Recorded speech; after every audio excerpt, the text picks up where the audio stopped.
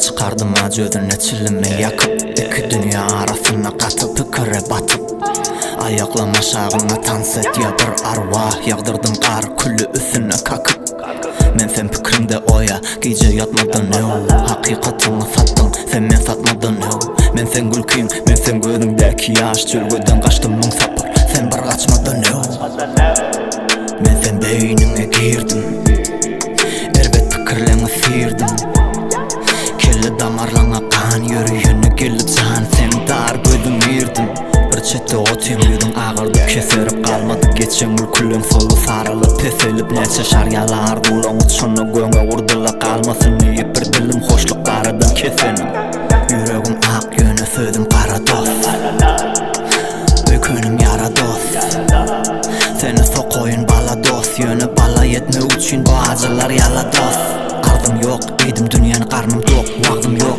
yaşayışta pardım yok Doydum sine karşılıktan, ilki bolmadan başlıktan Tabiat adamı parçıktan, geç ömür çıktı yaşlıktan Çektim deptere özümü geblemi yazdım pozdum diktim Baktımı yaktım, bağrımı taktım, adımı sıktım Hanımı çaldım, sağlımı yıktım, dağımı güydümü Yarımı geçirdim, alımı köklep Yaptım gözlerimi açtım, ellemi yerden asmana böklep Sen ne mi ölüyen menden ne?